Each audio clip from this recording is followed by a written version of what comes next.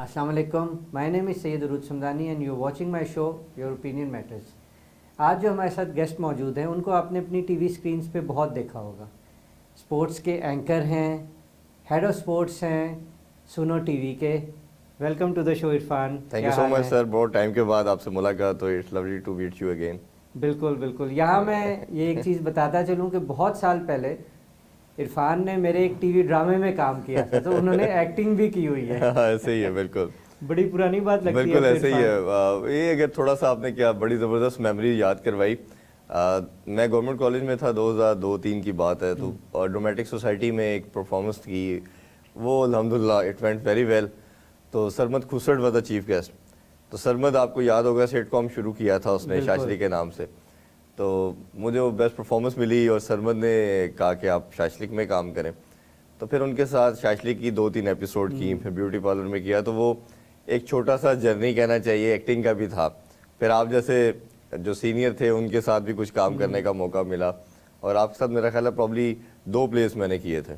फिर ना क्या नाम है। फिर ना कहना, बिल्कुल ऐसे ही। एटीवी के लिए। एटीवी के लिए, जी जी जी बिल्कुल। तो वो फिर 8-9 साल वो बिट्स एंड पीसेस में, क्योंकि साथ एजुकेशन भी थी, और आपको पता है कि पेरेंट्स का पहला एम्फेसिस यही होता है कि आप स्टडीज़ पे ज़रा फोकस करें, वो सारा कुछ छोड़ें। और फिर एक टाइम आया, आपको याद होगा कि 2009-10 के अंदर सारी इंडस्ट्री कराची शिफ्ट होना शुरू होगी, और फिर उन्हीं टाइम के अंदर मेरा लॉ भी कंप्लीट हो गया। फिर वो प्रैक्टिस शुरू होगी, जॉब, प्रोफेशनल लाइफ वगैरह। तो एक ऑप्शन ये थी कि अगर एक्टिंग को परसू करना है तो आप कराची शिफ्ट हो, क्योंकि लाहौर में आपको पता उस टाइम बिल्कुल काम खत्म हो गया था, बड़ी कम अपॉर्चुनिटी, बहुत कम अपॉर्चुनिटीज़ थी अगर कैरियर के तौर पे ख़ास तौर पे आप इसको परसू करना चाहें।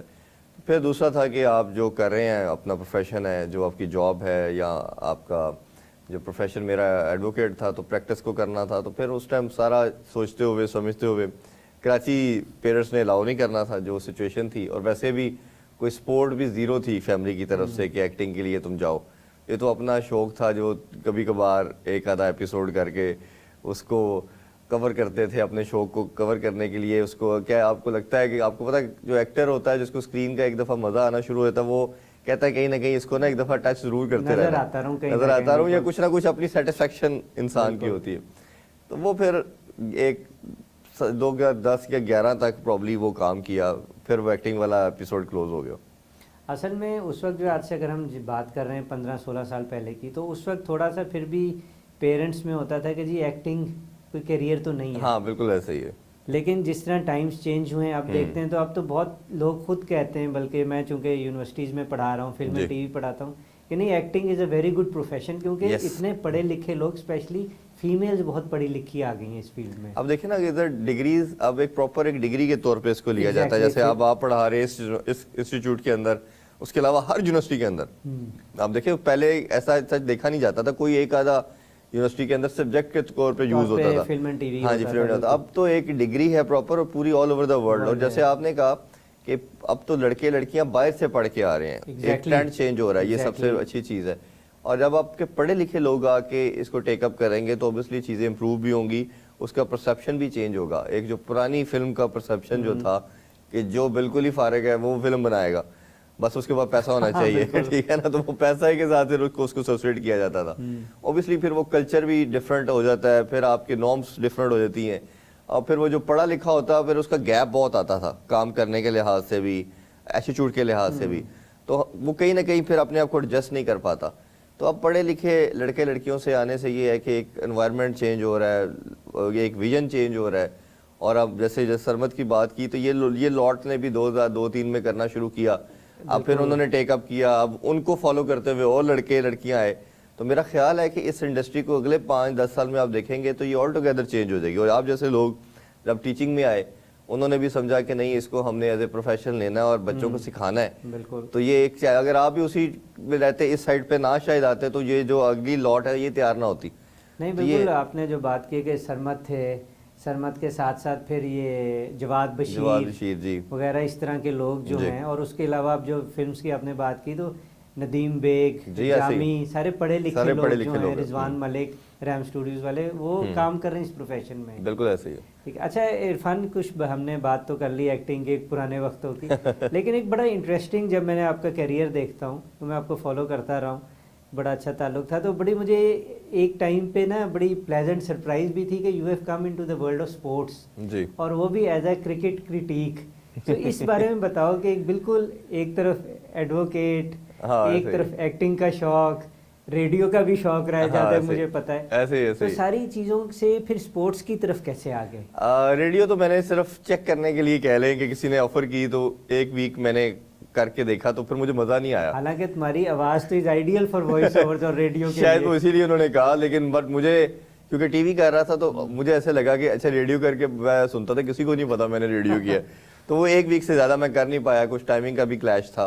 वो मॉर्निंग का शो था, if I am not wrong तो वो 11 बजे का टाइम था, वो उसी कॉलेज की टाइमिंग थी, तो वो टाइमिंग का भी थोड़ा मसला था, तो मुझे कुछ ज़्यादा ल्योर किया नहीं उसने। फिर जब सर मैं प्रैक्टिस कर रहा था, साथ मैंने जॉब भी शुरू कर दी। तो मेरा जॉब जो था वो, मैं एक इंस्टीट्यूट है लाहौर में, हेयर क्लब, उधर था। तो हमारे कुछ क्रिकेटर्स से ना मेरी दोस्ती किसी मैटर में हो गई। वो करते करते 1 से 2, 2 से 3 वो ज़्यादा बढ़ती चली गई। फिर वो गोरे कोचेज़ जो थे, फॉरेन कोचेज़, उस टाइम के अंदर 2015 का टाइम था, इसमें ग्रांट फ्लावर और मिकी आर्थर पाकिस्तान आए, इनसे दोस्ती होगी मेरी। और फिर होता क्या था कि डेली मेरा ऑफिस भी गुलबर्ग में था, तो शाम को वापसी पे ये कज़ाफ़ी के, अगर आपने देखा हो कि कज़ाफ़ी स्टेडियम के नीचे कैफ़ेज़ हैं, बिल्कुल। तो ये इनकी रेजिडेंस जो थी वो नेशनल हाई परफॉर्मेंस सेंटर अब बन गया, पहले एकेडमी थी, उधर ही इनकी रहाइश होती थी। तो कभी इनके साथ खाना, कभी चाय। इनके पास भी ओबियसली कोई दोस्त यार तो था नहीं और इन्होंने कभी होता था वारी जाना है, कहीं और जाना है वीकेंड पे, तो दे ऑलवेज कॉल मी कि इरफान आ जाओ, हमने जाना है। तो ये पीसीबी की गाड़ी कम यूज़ करते थे अपने आप को ज़रा फ्री रखने के लिए कि हम बाउंड ना हो। तो वो मेरे साथ इनकी ट्रैवलिंग भी काफ़ी थी। तो वो दोस्ती यारी हुई, तो इन्होंने मुझे एक आइडिया फ्लोट किया। होता क्या था कि हमारी 90% तो आपको पता क्या बात करेंगे आपस में, इंटरेस्ट कॉमन तो क्रिकेट ही था। तो वो क्रिकेट पे बात कर रहा हूँ, मैं इनको बता रहा हूँ, अक्सर इन्होंने कहना वो फलाना जर्नलिस्ट ने हमारे बारे में क्या कहा, वो टीवी लगा हुआ है स्पोर्ट्स चैनल, तो मैंने उसको ट्रांसलेट करके फिर बताना। तो उन्होंने कहा ये बात तो हमने स्टेटमेंट पास ही नहीं कभी की। तो कहते पाकिस्तान में मीडिया कोई हाल नहीं है, ये आपको जिसका जो दिल करता है नाम हमारा एसोसिएट करके न्यूज़ चला देता है। बेचारों को पता भी नहीं उर्दू में कोई यार कह रहा है कि क्या पीसीबी का मीडिया उस वक्त क्या कर रहा होता था, बताता नहीं था कि जी ये बात हो रही है आपके बारे में। ऑब्वियसली वो इतनी डिटेलिंग में मेरा ख्याल है वो शायद नहीं जाते थे।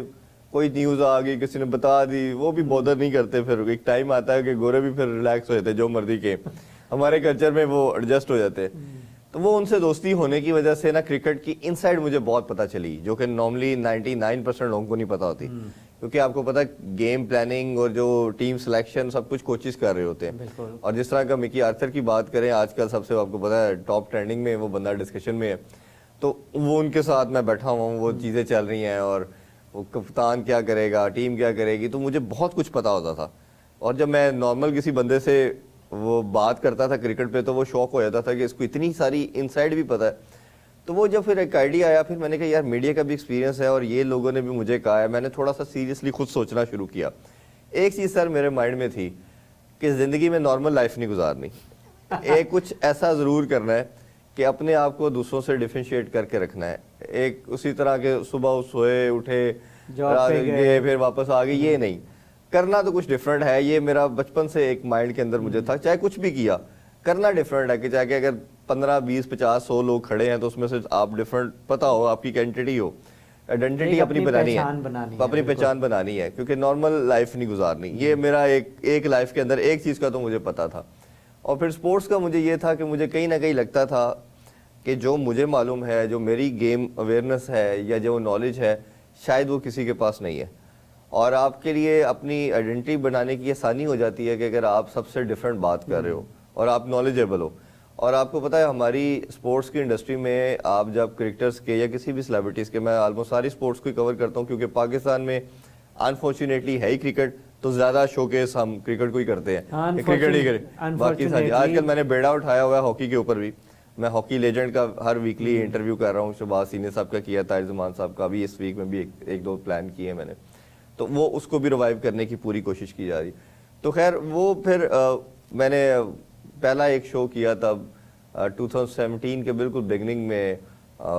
बाबर अली जो हमारे एक्टर है वो मॉर्निंग शो एक करते थे, तो उनसे एक दोस्ती थी, वो क्रिकेट पे बात हुई, उन्होंने कहा जी आप मेरे शो में आए और ये सारी बातें जो आप मेरे से वैसे कर रहे हैं ये शो में करें ना, दुनिया को पता चले कि आपके पास इतना नॉलेज है। मैंने कहा ठीक है जी। वो एक शो किया उसके बाद एक मॉर्निंग शो लाहौर न्यूज़ के लाहौर चैनल की तरफ से आ गई, फिर दूसरा, फिर तीसरा, वो सो ऑन सो फोर्थ, फिर एक सिलसिलाकार चल पड़ा। फिर मैंने सर 2020 में PSL ट्रांसमिशन की पब्लिक न्यूज़ पे। उन्होंने ऑफ़र की कि पब्लिक न्यूज़ में आप ट्रांसमिशन पूरा PSL कवर करें, जैसे आजकल भी PSL होने जा रहा है। वो सर PSL किया, PSL बहुत अच्छा गया, उनकी रेटिंग कोई बहुत अच्छी आई, हालांकि व्यूअरशिप वो बहुत अच्छी आई। इवन मुझे उन्होंने रिप्लेस किया था तब हमारे जो एक्स चीफ सेलेक्टर है मोहम्मद वसीम, वो किसी रीज़न से नहीं ज्वाइन कर सके, तो उनकी जगह पे उन्होंने मुझे इंडक्ट किया। तो उन था एक क्रिकेटर को रिप्लेस करके जब आप बोलते हो तो बड़ा मुश्किल होता है कि वो उसने जो एक जगह सेट की होती है उसको मीट करना। हाँ, क्योंकि क्रिकेटर के पास एक अपनी जो क्रिकेट की नॉलेज होती है वो जी भी बिल्कुल एक एडेड एडवांटेज होता जी है। एग्जैक्टली। और प्लस फिर आपकी एक व्यूअरशिप भी क्रिकेटर की ओबियसली एक बहुत ठीक ठाक होती है, तो वो अल्हम्दुलिल्लाह वो बड़ा अच्छा गया।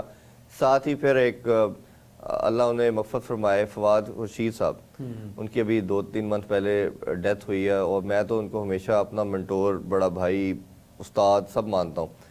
उन्होंने ही मुझे PSL की ऑफ़र की। उन्होंने मुझे कहा कि नहीं, आप मैं एक शो लॉन्च करने जा रहा हूँ पब्लिक न्यूज़ पे, तो आपने एज ए होस्ट काम करना है। वो कोविड चल रहा था, थोड़ा सा 1-2 मंथ वो चीज़ें प्लान करते हुए डिले के साथ हुई, बल्कि 2-3 मंथ से ज़्यादा ही टाइम गुजर गया। खैर वो फिर उनके साथ ट्रांसमिशन की, 2-2.5 साल एज ए एंकर उनके साथ काम किया। मीनवाइल मुझे PTV से ऑफ़र आ गई शोएब अख्तर के साथ, जो सबसे पाकिस्तान का बड़ा शो है, गेम ऑन है, वो किया।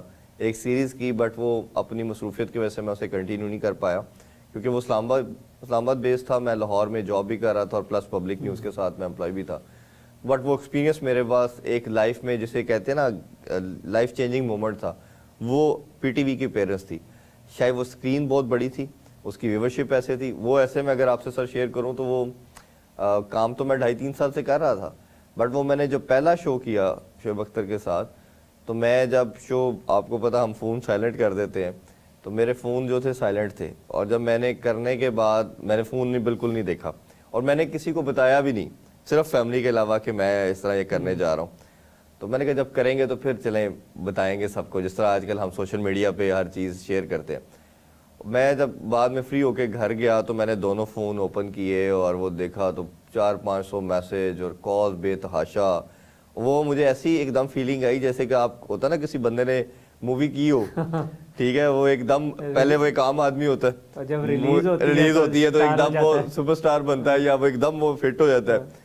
तो वो मुझे बिल्कुल वैसी फीलिंग आई कि ये एकदम मैं काम तो कर रहा हूँ, ये आज भी उसी तरह का किया, लेकिन जगह चेंज हुई। ऑब्वियसली एक तो चैनल चेंज हुआ, दूसरे शोएब अख्तर के साथ आया। शोएब अख्तर का एक जो नाम है, जी वो जी जी दुनिया में एक लेजेंड है हमारे, और लेजेंड, और फिर पर्सनालिटी उनकी जो है, पर्सनालिटी ऐसी, और प्लस उनकी माशाल्लाह व्यूअरशिप बहुत ज़्यादा है। तो वो एक पूरा लाइफ चेंजिंग मोमेंट था। फिर उसके बाद उनके साथ करके भी बाद में मैं काम करता रहा। तो अभी रिसेंटली मुझे सुनो न्यूज़ की तरफ से ऑफर आई। इन्होंने पहले एज एंकर कहा, फिर उन्होंने कहा कि हम आपको थोड़ा सा लार्जर एस्पेक्ट में देख रहे हैं। ये दे आर क्वाइट कीन कि हम स्पोर्ट्स पे कुछ काम किया जाए ख़ास तौर पे।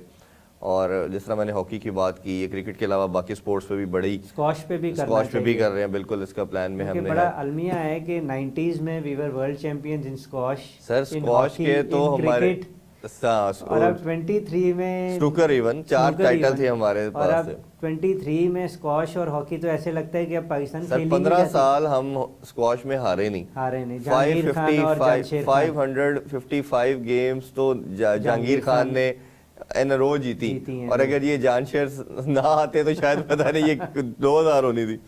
फिर वो जानशेर ने वो लेगेसी कंटिन्यू की, और 12-15 साल ना हारना किसी स्पोर्ट में, इससे बड़ी क्या चीज़ हो सकती है। बट अनफॉर्चुनेटली ना गवर्नमेंट का इंटरेस्ट रहा, ना शायद प्लेयरों ने भी वो चीज़ नहीं कर पाए, वो जो आगे उन्होंने उसको कैरी करना था। तो वो फिर होता ये है कि दोनों चीज़ों का रोल है। फाइनेंशियल भी बहुत मैटर करते हैं, आपके जो सीनियर प्लेयर्स होते हैं उनके ऊपर भी ऑनस आता है कि वो भी उसको किस तरह लेके चलते हैं।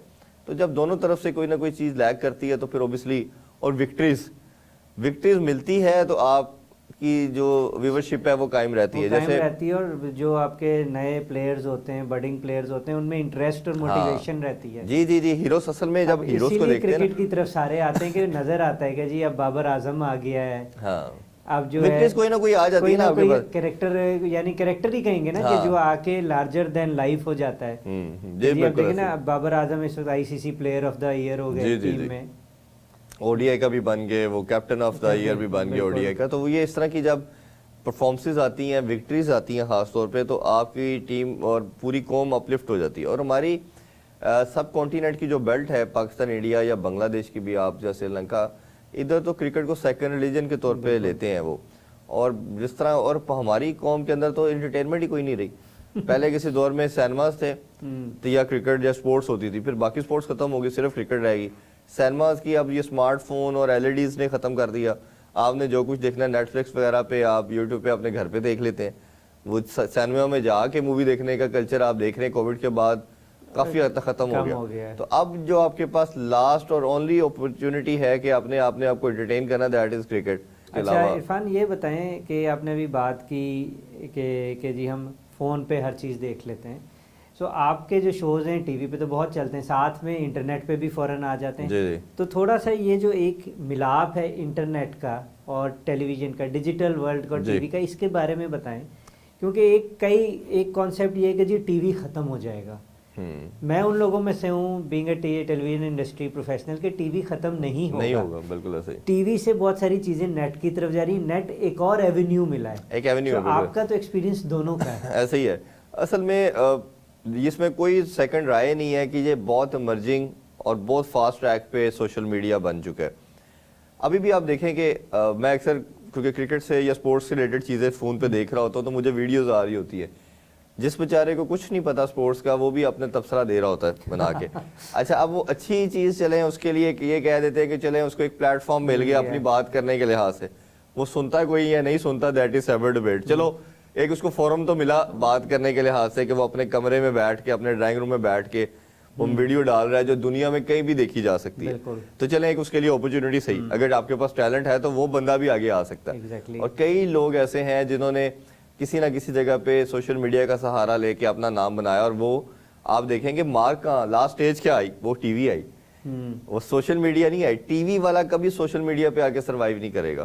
सोशल मीडिया वाला कोशिश करके आगे कोशिश करेगा कि मैंने टीवी पे आना है। अगर सोशल मीडिया पे इतनी व्यूअरशिप है तो टीवी पे तो इतनी व्यूअरशिप है, करोड़ों में है। ये देखिए, अगर इसको आप नटशेल में देखेंगे सर, तो वो ये है कि आपकी कोई ऐसी चीज जो आप टीवी पे नहीं देख सके मसरूफियत की वजह से, आप अपने काम में बिजी हैं, कोई और ऑफिस के अंदर रिक्वायरमेंट आपकी चल रही है और आपका वो शो मिस हो गया या प्रोग्राम जो आप देखना चाह रहे हो, तो लेटर ऑन आपके पास एक एवेन्यू आ गया जहाँ जाके आप फौरन, जब आपके पास लाइए टाइम है, आप फ्री हैं, आप उसमें वो लगा के देख लें। मैं इसको इस तरह लेता हूँ सोशल मीडिया को। बट हमारा ये पाकिस्तान का ट्रेंड डिफरेंट हो गया। हमने क्या किया कि उसको कोशिश की जा रही है कुछ लोगों की तरफ से कि इसको फर्स्ट एवेन्यू बनाया जाए, टीवी को पीछे किया जाए, जो कि पॉसिबल नहीं है। पॉसिबल नहीं है। हाँ, अगर होगा भी तो शायद को 20-30 साल बाद शायद की बात है, क्योंकि ये जो जनरेशन जैसे आप लोग हैं या उसके बाद हम लोग भी इवन है, हमने देखा कि ये किस तरह इवॉल्व हुआ, किस तरह बना, किसके पीछे मैकेनिज्म क्या है। क्योंकि टीवी की व्यूअरशिप, आप जो लाइव स्ट्रीमिंग और लाइव चीज़ें देख रहे होते हो, उसका एक और चार्म है, ठीक है, जिसको रिप्लेस नहीं किया जा सकता। बेसिकली जब मैच की आप रिकॉर्डिंग देखते हैं या रिजल्ट का पता होता है तो वो इंटरेस्ट खत्म हो जाता है। बिल्कुल, तो फिर सिर्फ हाइलाइट्स की हद तक इंटरेस्ट। जी, जैसे मैंने बात की ना, ऑब्जेक्टिव को समझने की जरूरत है। टीवी का मकसद लाइव के साथ है, ये एक चीज को आप देख सकते हो। हाँ, एंटरटेनमेंट की हद तक शायद आप सोशल मीडिया का सहारा लेके, आप जैसे जितनी भी ऐप्स हैं यूट्यूब वगैरह पे, आप वो वीडियोस या वो देख कर बाद में देख लोगे। ड्रामा है अभी नहीं देखा, बाद में देख लें। लेकिन बड़ी इंटरेस्टिंग बात ये है कि इसी शो का टाइम ख़त्म हो रहा है वैसे, लेकिन इस बात को हम कंक्लूड करते हैं कि अब जिस तरह मेजर बड़े हमारे टीवी चैनल्स हैं, सो बेसिकली जब आप YouTube पे देखते हैं तो आप उसी चैनल पे देख के प्लेटफॉर्म पे देख रहे हैं, उन्हीं के प्लेटफॉर्म पे देखें। मेरा अभी मैंने मोहम्मद आमिर का इंटरव्यू किया, वो अल्हम्दुलिल्लाह 5 मिलियन क्रॉस कर गया। बट वो जब ऑनर टीवी पे भी हुआ था तो उसकी व्यूअरशिप सबसे ज्यादा थी उस टाइम के ऊपर। तो आपका कंटेंट भी बहुत मैटर करता है। अगर आपका कंटेंट अगर अच्छा है, तगड़ा है, तो आपका व्यूअरशिप जुड़ेगा आपके साथ।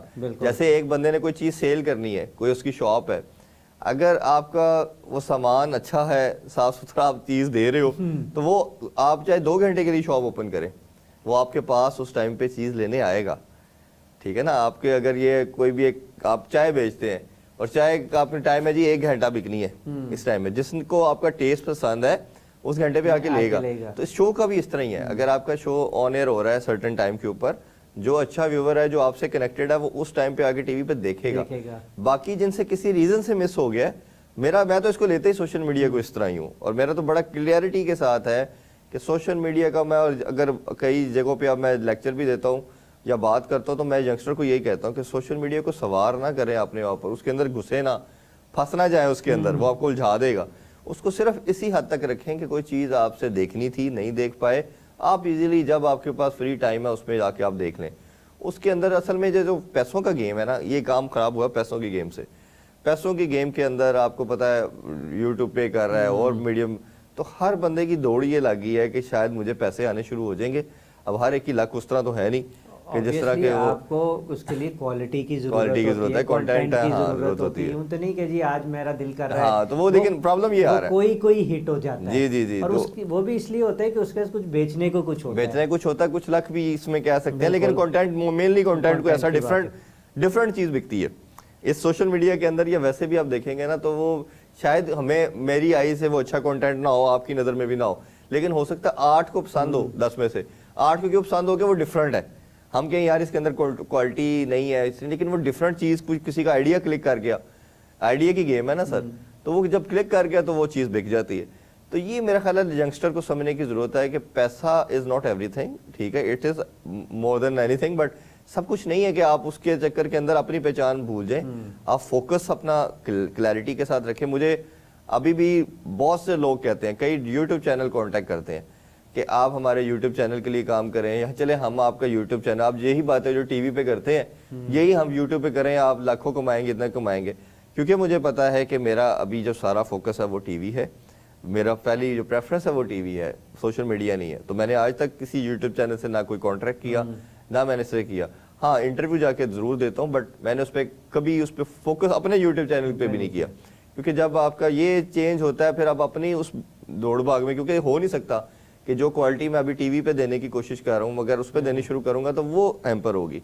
तो मेरा, इसलिए मैं तो बड़ी क्लैरिटी के साथ काम कर रहा हूँ, और लड़कों को भी, लड़कियों को भी ये समझा रहा हूँ, बच्चों को, कि आप, अगर आपका फोकस लाइफ में कुछ ज्यादा अचीव करना है तो ज्यादा अचीव की तरफ जाएं।